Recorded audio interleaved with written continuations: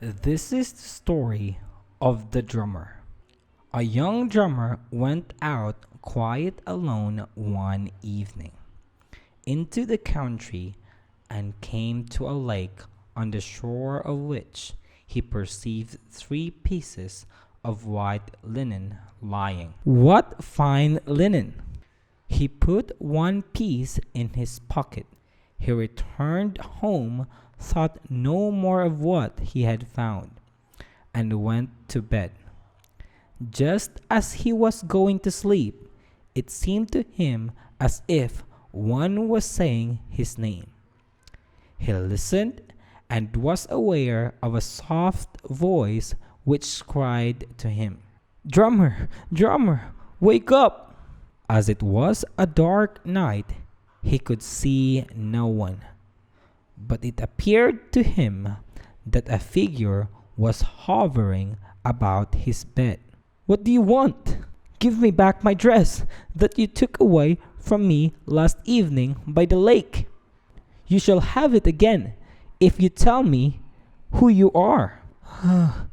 Replied the voice, "I am the daughter of a mighty king, but I have fallen into the power of a witch, and am shut up on the glass mountain. I have to bath in the lake every day with my 2 sisters, but I cannot fly back again without my dress. My sisters have gone away, but I have been forced to stay behind. I entreat you to give me back my dress." "Be easy, poor child. I will willingly give it back to you." He took it out of his pocket and reached it to her in the dark. She snatched it in haste and wanted to go away with it. "Stop a moment. Perhaps I can help you. You can only help me by ascending the glass mountain and freeing me from the power of the witch. But you cannot come to the glass mountain, and indeed, if you were quite close to it, you could not ascend it. I am sorry for you and have no fear of anything, but I do not know the way which leads to the glass mountain. The road goes through the great forest in which the man-eaters live, and more than that I dare not tell you." And then he heard her wings quiver as she flew away. By daybreak the drummer arose, buckled on his drum, and went without fear straight into the forest. After he had walked for a while without seeing any giants, he thought to himself, "I must waken up the sluggards." And he hung his drum before him, and beat such a revel that the birds flew out of the trees with loud cries. It was not long before a giant who had been lying asleep among the grass rose up and was as tall as a fir tree. "Wretch, what are you drumming here for, and wakening me out of my best sleep?" "I am drumming because I want to show the way to many thousands who are following me." "What do they want in my forest?" "They want to put an end to you and cleanse the forest of such a monster you are." "Oh ho! I will trample you all to death like so many ants." "Don't you think you can do anything against us? If you stop to take hold of one, he will jump away and hide himself. But when you art lying down and sleeping, they will come forth from every thicket and creep up to you. Every one of them has a hammer of steel in his belt, and with that they will beat you in your skull." The giant grew angry and thought, "If I meddle with the crafty folk, it might turn out badly for me. I can strangle wolves and bears, but I cannot protect myself from these earthworms. Listen, little fellow, go back again, and I will promise you that for the future I will leave you and your comrades in peace. And if there's anything else you wish for, tell me, for I'm quite willing to do something to please you." "You have long legs and can run quicker than I. Carry me to the glass mountain, and I will give my followers a signal to go back, and they shall leave you in peace this time. Come here, worm. Sit yourself on my shoulder. I will carry you where you wish to be. The giant lifted him up, and the drummer began to beat his drum, up aloft to his heart's delight. The giant thought, that is the signal for the other people to turn back. After a while, a second giant was standing in the road, who took the drummer from the first, and stuck him in his own buttonhole. The drummer laid hold of the button, which was as large as a dish, held on by it, and looked merrily around. Then they came to a third giant, who took him out of a buttonhole and set him on the rim of his hat. Then the drummer walked backwards and forwards up above, and looked over the trees. And when he perceived a mountain in the blue distance, he thought, "That must be a glass mountain." And so it was. The giant only made 2 steps more. And they reached the foot of the mountain, where the giant put him down. The drummer demanded to be put on the summit of the glass mountain, but the giant shook his head, growled something in his beard, and went back into the forest. And now the poor drummer was standing before the mountain, which was as high as if 3 mountains were piled on each other, and at the same time as smooth as a looking glass, and did not know how to get it up.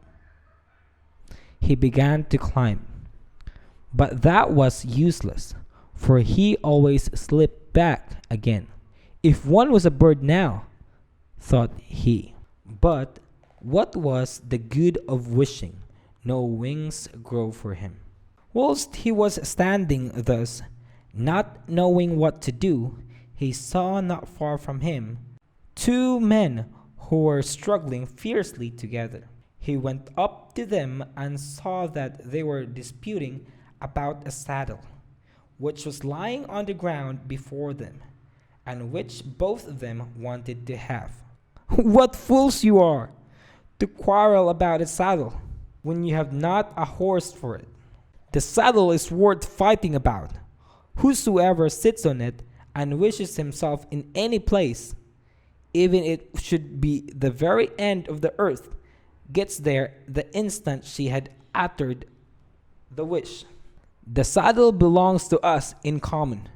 It is my turn to ride it, but the other man will not let me do it. I will soon decide the quarrel." And he went to a short distance and stuck a white rod in the ground. Then he came back. "Now run to the goal, and whoever gets there first shall ride first." Both put themselves into a trot, but hardly had they gone a couple of steps before the drummer swung himself on the saddle, wished himself on the glass mountain, and before anyone could turn around, he was there. On the top of the mountain was a plain. There stood an old stone house, and in front of the house lay a great fish pond, but behind it was a dark forest. He saw neither men nor animals. Everything was quiet. Only the wind rustled amongst the trees, and the clouds moved by quiet close above his head. He went to the door and knocked. When he had knocked for the 3rd time, an old woman with a brown face and red eyes opened the door. She had spectacles on her long nose and looked sharply at him. Then she asked what he wanted. "Entrance, food, and a bed for the night." "That you shall have, if you will perform 3 services in return." "Why not? I am not afraid of any kind of work, however hard it may be." The old woman let him go in, and gave him some food and a good bed at night. The next morning, when he had his sleep out, she took a thimble from her wrinkled finger, reached it to the drummer. Go to work now and empty out the pond with this thimble, but you must have it done before night, and must have sought out all the fish which are in the water, and laid them side by side, according to their kind and size. That is strange work. But he went to the pond and began to empty it. He bailed the whole morning. But what can anyone do a great lake with a thimble, even if he were to bail for 1,000 years? When it was noon, he thought, it is all useless, and whether I work or not, it will come to the same thing. So he gave it up and sat down. Then came a maiden out of the house, who set a little basket with food before him. What happened to you, that you sit so sadly here? He looked at her and saw that she was wondrously beautiful. Ah, I cannot finish the first piece of work. How will it be with the others? I came forth to seek a king's daughter, who is said to dwell here, but I have not found her, and I will go farther. Stay here. I will help you out of your difficulty. You are tired. Lay your head in my lap and sleep. When you wake up, your work will be done. The drummer did not need to be told that twice. As soon as his eyes were shut, she turned a wishing ring. Rise, water. Fishes come out. Instantly, the water rose on high like a white mist, and moved away with the other clouds. And the fishes sprang on the shore and laid themselves side by side, each according to his size and kind. When the drummer awoke, he saw it with amazement that all was done. But the maiden said, one of the fish is not lying with those of its own kind, but quite alone. When the old woman comes tonight and sees that all she demanded has been done, she will ask you, what is this fish lying alone for? Then throw the fish in her face and say, this one shall be for you, old witch. In the evening, the witch came, and when she had put this question, he threw the fish in her face. She behaved as if she did not remark it, and said nothing, but looked at him with malicious eyes. Next morning she said, yesterday it was too easy for you. I must give you harder work. Today you must hew down the whole of the forest, split the wood into logs, and pile them up, and everything must be finished by the evening. She gave him an axe, a mallet, and 2 wedges. But the axe was made of lead, and the mallet and wedges were of tin. When he began to cut, the edge of the axe torn back, and the mallet and wedges were beaten out of shape. He did not know how to manage, but at midday the maiden came once more with his dinner and comforted him. Lay your head on my lap and sleep, and when you awakest, your work will be done. She turned her wishing ring, and in an instant the whole forest fell down with a crush. The wood split and arranged itself in heaps, and it seemed just as if unseen giants were finishing the work. When he awoke, the maiden said, did you see that the wood is piled up and arranged? One bow alone remains. But when the old woman comes this evening and asks you about the bow, give her a blow with it and say, that is for you, you witch. There you ceased how easy the work was. But for whom have you left that bow which is lying there still? For you, you witch. He gave her a blow with it, but she pretended not to feel it, laughed scornfully, Early tomorrow morning you shall arrange all the wood in one heap, set fire to it, and burn it. He rose at break of day and began to pick up the wood. But how can a single man get a whole forest together? The work made no progress. The maiden, however, did not desert him in his need. She brought him his food at noon, and when he had eaten, he laid his head on her lap and went to sleep. When he awoke, the entire pile of wood was burning in one enormous flame, which stretched its tongues out into the sky. Listen to me. When the witch comes, she will give you all the kinds of orders. Do whatever she asks you without fear, and then she will not be able to get the better of you. But if you are afraid, the fire will lay hold of you and consume you. At last, when you have done everything, seize her with both your hands and throw her into the midst of the fire. The maiden departed, and the old woman came sneaking up to him. Oh, I am cold, but that is a fire that burns. It warms my old bones for me and does me good. But there is a log lying there which won't burn. Bring it out for me. When you haven't done that, you are free, and mayst you go where you likest. Come, go in with a good will. The drummer did not reflect long.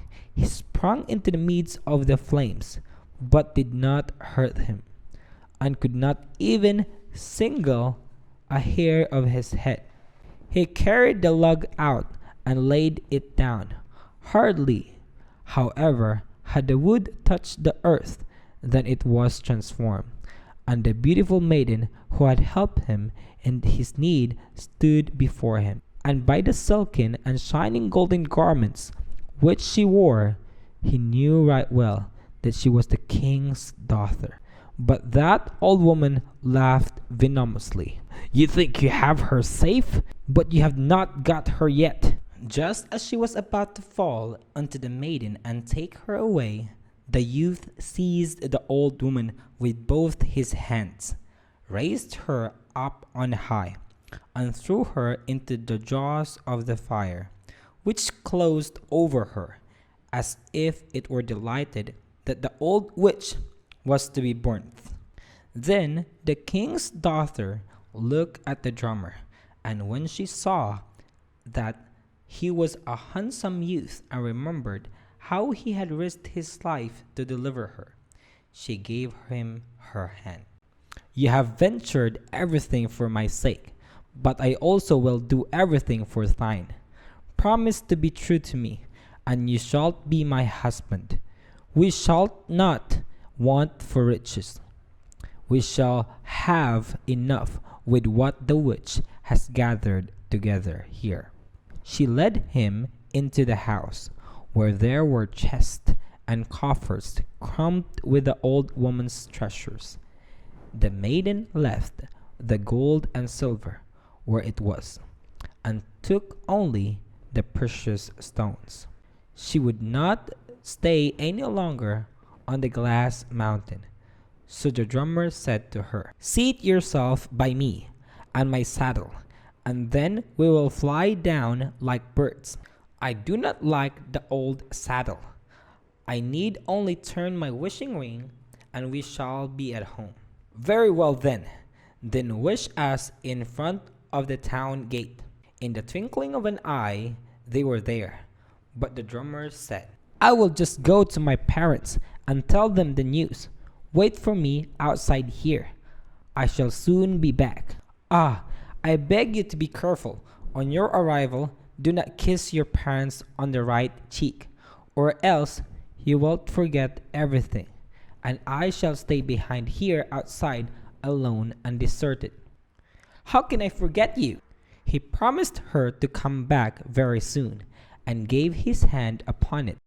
When he went into his father's house, he had changed so much that no one knew who he was. For the 3 days which he had passed on the glass mountain had been 3 years. Then he made himself known, and his parents fell on his neck with joy, and his heart was so moved that he forgot what the maiden had said, and kissed them on both cheeks. But when he had given them the kiss on the right cheek, every thought of the king's daughter vanished from him.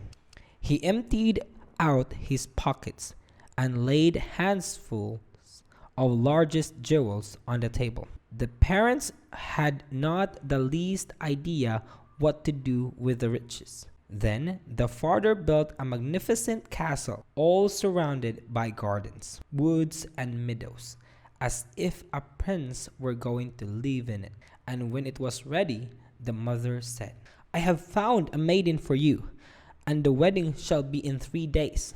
The son was content to do as his parents desired. The poor king's daughter had stood for a long time, without the town waiting for the return of the young man. When evening came, she said, "He must certainly have kissed his parents on the right cheek, and has forgotten me."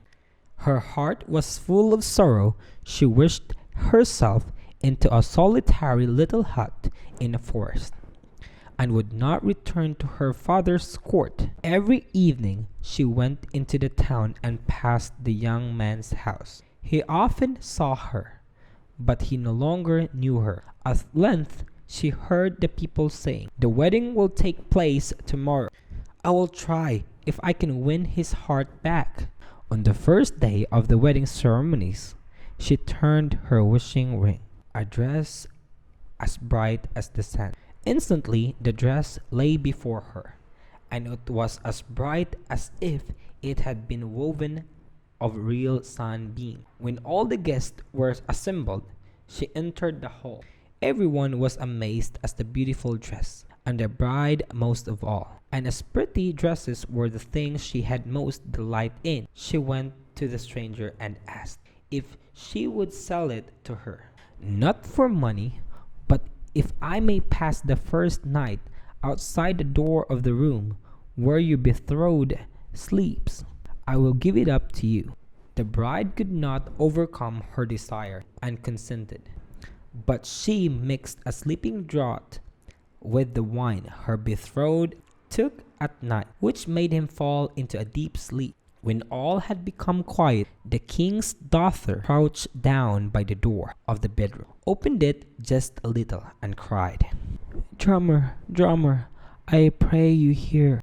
Have you forgotten, you holdest me dear, that on the glass mountain we sat hour by hour, that I rescued your life from the witch's power? Did you not plight your throat with me? Drummer, drummer, hearken to me." But it was all in vain. The drummer did not awake, and when the morning dawned, the king's daughter was forced to go back again as she came.